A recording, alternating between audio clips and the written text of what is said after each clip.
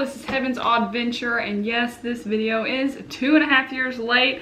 I'm finally making the time to sit down and talk about what I actually do at work and what makes a state auditor different than another external auditor at a CPA firm. So if you're new here, I do have several work vlogs, week in the lives, day in the lives, a lot of accounting content, several informational videos where I sit down and talk about whatever it is that I want to talk about related to the accounting profession. And if you've been sticking around for a while, then you know I really enjoy my job. I love it a lot. So I think it's fair to you all that I sit down and explain how my job is a little different or what exactly a state auditor entails, so you can kind of figure it out for yourself if that's a route that you might want to take. Before we get started, I need to make a very important disclaimer. My workplace is not responsible for anything that I say. I only represent myself, my own personal opinions. I technically do not represent my workplace in this video, even though I'm talking about my workplace. The biggest hesitation I've had on filming this video is the fact that every single state government in the United States operates differently. So they're all organized differently, they're all budgeted differently. So the things that I share with the Tennessee Comptroller of the Treasury, which every single state's gonna have a different name for their division that does audit, won't necessarily carry over to every single state. So let's say, for instance, Arkansas outsources every single one of their audits to a CPA firm. There are several states that don't really like to audit their own entities, and that's for various reasons. And here in Tennessee, we are very organized. The Comptroller of the Treasury has been around for years and years and years. So that's the biggest reason why I haven't been wanting to do this video, just because I feel like it's unfair to tell you guys about how Tennessee works, and then you guys may be interested, and then you go to your state and try to apply for an audit position there, and it's not necessarily the same. But anyways, a little bit about me. I've been a CPA for a year now. I've worked with the Comptroller of the Treasury for 2.5 years, right after college. I interviewed with several accounting firms after college. I interviewed with several industry jobs. I had 2 internships. One was at a tax firm and one was internal at my university. And I really liked the college accounting, the operations of the university. So I even applied for a full-time position at a neighboring college to be a staff accountant for them. So I didn't like come out of college being like, oh, I can't wait to be a state auditor, go state government, because I really didn't know anything about it. I didn't know anybody that worked for state government. And it wasn't until I went to our Meet the Firms event where I had talked to all the firms that I planned on trying to work for that I saw the booth for Tennessee Comptroller of the Treasury, and I talked to the lady there, and I just knew this was the job for me. To give you an idea about how Tennessee Comptroller of the Treasury is organized, we have over 500 employees. We have 12 divisions, so that's not all audit. Our 2 biggest audit divisions are state audit and then local government audit. I work in state audit, and it has over 200 employees, so it's a big chunk of Comptroller of the Treasury, which when we talk about it, we shorten it as COT. So if you hear me say COT interchangeably, that's Comptroller of the Treasury. It's just a mouthful. But we also have like an investigations division, a state finance, local finance, management services, IT, property assessment. So there's a lot of divisions within T and COT. So it's not just audit. But our main purpose within the state government, and we're in the legislative branch, is to kind of serve as a money cop across the entire state of Tennessee. The comptroller, which is a real guy, his job is to make sure that all the public funds are being used appropriately and really just ensuring the fiscal integrity of the state of Tennessee and the taxpayers' dollars. And we kind of serve under the General Assembly of Tennessee, the legislature, so they use our audit reports to make financial decisions and budget cuts, and wherever the taxpayer dollars go, where they pass bills in the state, we're kind of looking at how that sector is doing already, and if they are being responsible and managed well with the taxpayer money. The Tennessee Comptroller is a real guy, like I said. His name is Justin Wilson, and if you've driven down I-75, and I think on I-40 as well, through Tennessee, you'll see a giant Justin P. Wilson Cumberland Trail. That is named after him. He's a really cool guy. His resume is a mile long. The dude has worked everywhere, and I think he's been in office as comptroller since 2008, 2009. I could be wrong. I'm gonna need to fact check myself on that. He's a really funny guy. So I work out of our East Tennessee office in Knoxville, and a lot of management from Nashville had come over to kind of visit our office to see how everything's going. And so he came and visited us, and we're a really small office, so we all went out to lunch, and it was really cool just to kind of get to see his personality as a real person and not just on the media releases or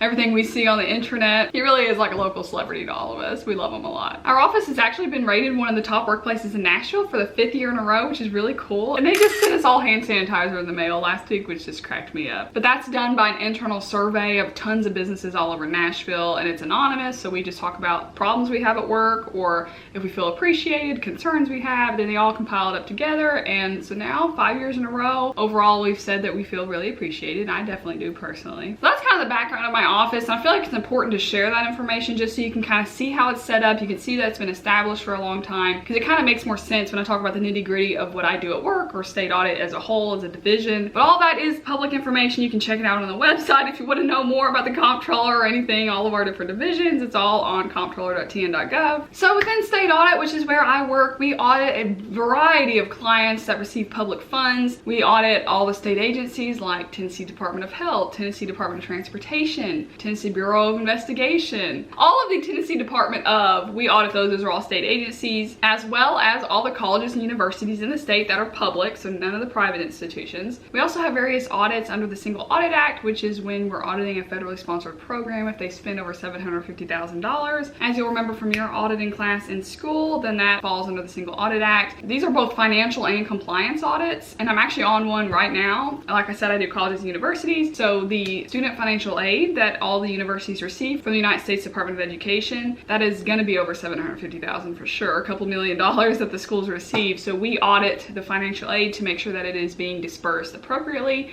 timely, and you will not believe the amount of specifications that go under each person's financial aid that they receive. We check literally every single thing about those students and a sample, of course. We also have another half of my division that does only performance audits. So they make sure that the state agencies are acting efficiently and effectively using public funds for the taxpayers' money. I've never been on a performance audit. I can't really share a lot about that, but it is kind of different than a financial audit. And we also have Medicaid and TennCare audit teams that audit several hospitals, nursing homes, any kind of health facilities that receive public funds. So as you can tell, state audit audits a variety of clients all over the place, all over the whole state of Tennessee, from Memphis all the way up to Bristol. So we have a very narrow, long state. We have 2 time zones in our state. And my first year at this job, I actually worked out of Nashville. I moved to Nashville, and then there was an opportunity that arose in the Knoxville office, so I transferred here because I was born and raised in Knoxville. It just kind of made sense. But the fact that the majority of our office works out of Nashville, when I schedule meetings or video calls or even contacting our IT people, I have to, go an hour ahead to make sure what time it is there. And I start work at about 6:30 in the morning, just out of my personal preference. And so it's 5:30 in Nashville. So if I can't get into my computer, if I'm having IT problems, I kind of have to wait a little bit until they get into work. So it's kind of a little finicky at times with the time zone, but I'm used to it. I've always lived here in Tennessee where we're divided by 2 time zones. So enough of the background stuff. The nitty gritty on the job, we do require some travel. So when I first hired on, like I said, I was in Nashville. I got sent to Memphis on my second day of work. I hired on during busy season, so it was kind of intense. But I was in Memphis for 3 months. I came home on the weekends, but we worked Monday through Friday in Memphis during busy season, so that's why we worked Friday. The rest of the year, we only worked Monday through Thursday because we stack up our hours and work 3 10s and a 7.5. A full week for us is 37.5 hours, which is so nice. We don't have to work a 40-hour work week. And then after that audit, I got sent up to Johnson City, Tennessee, which is up in the Tri-Cities area, the top right corner. So I went from like Memphis all the way up to Johnson City. And then I did a local audit in Nashville, and then I transferred to Knoxville, and then I've been on various clients over here in the East Tennessee area. But our audits last anywhere between about 2 months would be the shortest audit, like a really quick review basically, up to about 6 months during busy season. Our travel auditors will be in hotels the entire length of the audit, but I will say most of the travel auditors that I know absolutely hate being in Nashville. They want to travel, they want the hotels, they want the per diem for food. Our busy season is in the fall because our clients' year ends are June 30th, which is in like what, 2 days?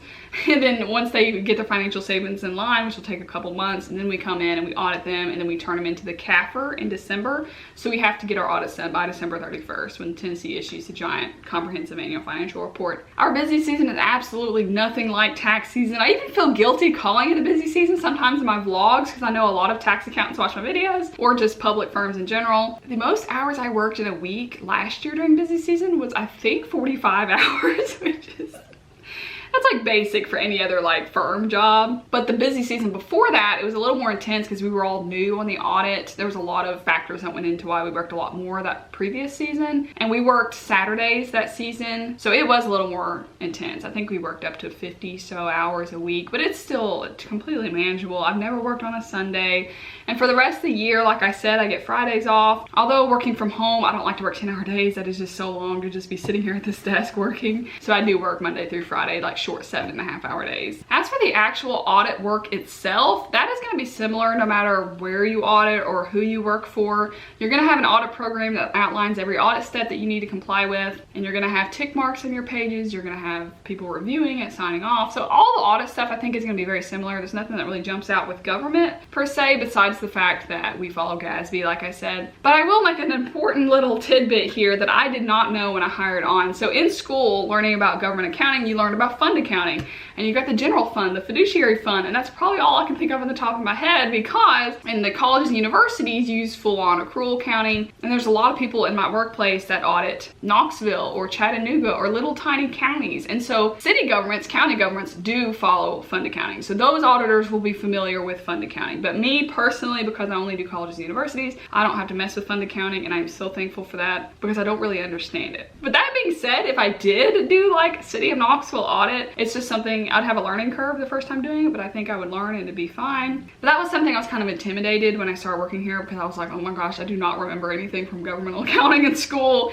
And luckily there's really nothing that's drastically different, besides the fact that like on a balance sheet, instead of having owner's equity, we have net position because it's a non-profit entity because it's government funded. I've gotten some questions about the audit software. I won't say exactly what audit software we use, but you definitely will learn it on the job. I was very intimidated with it at first. My first couple weeks, I don't do well with computers or not understanding something. I like to know everything that I'm doing. So that was really hard for me to try and grasp, but I learned it really quick, and it seems like a joke now to think it was complicated at any point. We do have lots of trainings at work. So every spring season, we get to sign up for a variety of training classes that our office offers. So there's like auditing for fraud, investigative interviewing, Microsoft Word, Microsoft Excel. We even have a class that talks about the audit software. So there's all kinds of different training classes that we can sign up for, and it's all free with our office, which is really nice. We also have a lot of department-wide trainings where we all come together as a giant division, or the entire comptroller of the Treasury comes together for trainings, and we get a lot of our government CPE there. We have some ethics trainings where we get our CPE there, which I've only had to get CPE for a year now, but I haven't had to pay anything out of pocket, which is really nice. That's like a perk that you don't realize is really nice until you get your CPA and until you realize how expensive CPE is out there. Our audit teams are normal, just like anywhere else, 2 people to about 6 people in our fall audits that are a lot bigger. We do work in a room together where we all just kind of chat and bounce ideas off of each other when we're doing different audit steps, trying to create and brainstorm different ideas of better ways to efficiently test something. And that has honestly been the hardest part about working from home. I enjoy alone time and I live by myself and I really like it. But when I'm doing my audit work, I like to try and find the best way to test different things. And usually I'd be in my audit room and I would just ask one of my coworkers who's worked here like 20 years, like, hey, what's the best way to do this? And then working from home, it's a lot more lonely. I don't get to like chat and brainstorm ideas, but I definitely call my coworkers every day. They're probably tired of hearing from me. But I really do think as a team, every single person on a team has something different to bring to the table, whether it be just a different perspective or their years of experience, or maybe they worked at a CPA firm, then they came and worked for us. So they can kind of compare different ideas there. And I know a lot of people coming out of college are a little concerned with working on an audit team because they don't really like teams. Trust me, I didn't either when I was in college. Any kind of team project or team presentation, it was always me doing all the work and everyone else just rode my coattail. In the workplace, for the most part, everyone is a working professional. Their career is on the line. They are getting paid to do their job. So you shouldn't have to really carry anyone's work all the way. And the way that the audit is set up, at least for us, is we have all the sections of the audit. So you got like assets, revenue, other assets, liabilities, short-term liabilities, long-term liabilities. So every single section a different person does. And so like for me, I do revenue, and most of my clients, that's my favorite section to do. I'm becoming more and more efficient every time I do it. So I really like revenue. And so no one touches anything in revenue. I'm the only person that audits revenue. So the entire section, you'll see a whole column, everything I signed off on. I can organize it how I want. It's all my work. So there's not much teamwork that goes into the actual revenue section. It's the end of the audit when all the sections come together, when we form an opinion on the client, and then that's when every single person's ideas come into play. But your actual section, your audit work, you shouldn't have much teamwork involved unless you're brand new and you're learning, or at the end of the audit, there's one section that's really behind, so a couple people need to jump in and help. For the most part, you have your own section, which is comforting for those of us that aren't big on huge team projects.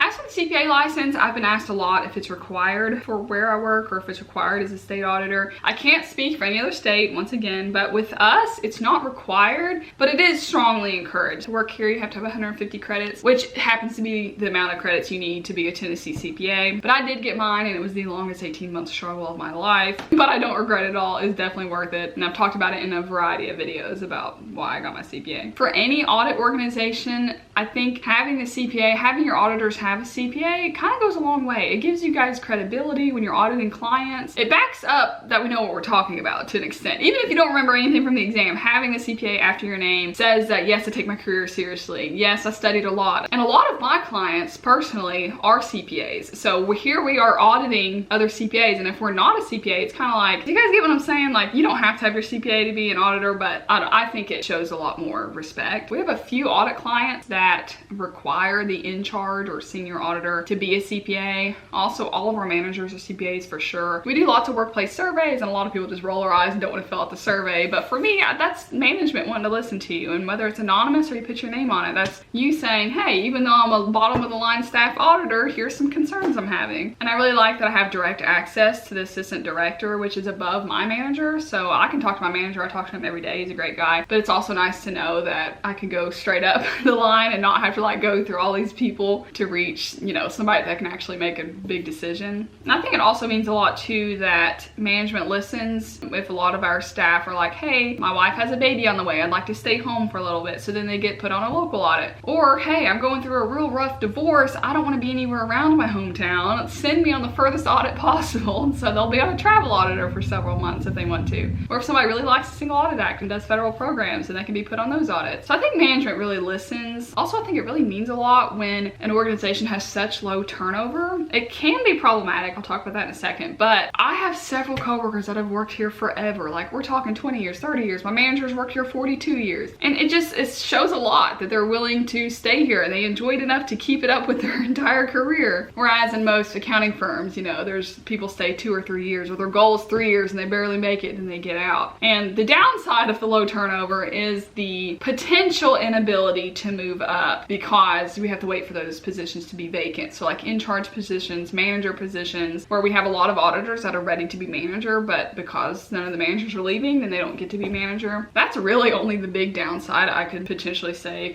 being completely honest with the way my organization is set up. But I would take that over having high turnover where everyone's leaving and not satisfied with their job. I also want to just point out that, again, not every state government's the same. They're all set up differently. But Tennessee, where I work, compensates us pretty competitively. We are up there with a lot of the firms. It's not going to be big 4 level or, you know, huge regional firm level. But for the fact that we only work 37.5 hours a week and we get lots of comp leave and retirement and pension and all the benefits that come with the job, I think we are compensated really fairly. However, not all states are. I think a lot of state governments, when I've done some research, they don't get paid very well. But I just want to say, do research in your state to know. And for instance, I have a coworker who has a twin brother that's working at the Ohio state government as an auditor, and they have 2 completely different jobs. So just 2 states away in Ohio, they operate completely differently than we do here. So that's what I will say for now about the compensation. So I won't give you guys an exact number, but if you really want to know my salary, you can Google it, because all the government employees' salaries are public because the taxpayers are funding me to work.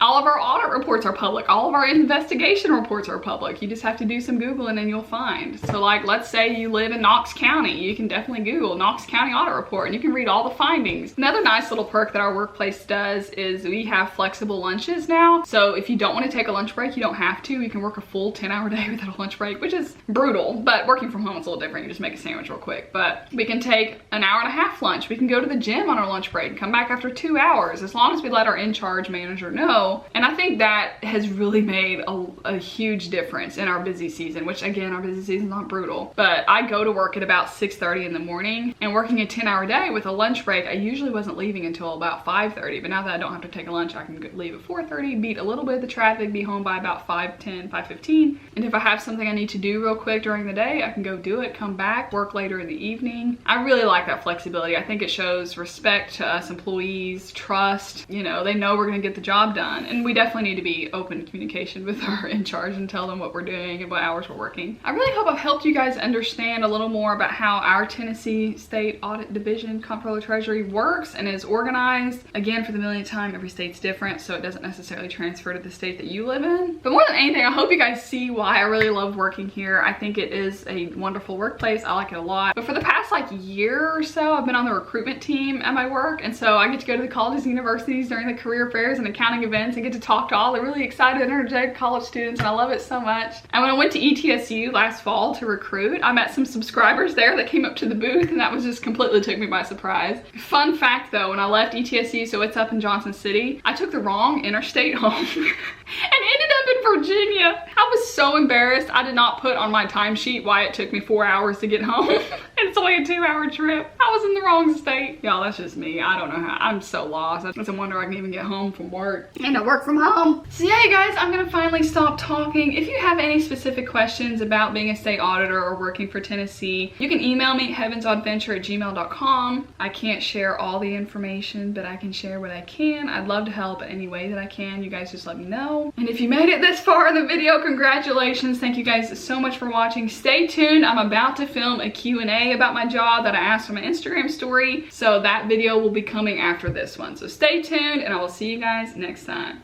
Goodbye.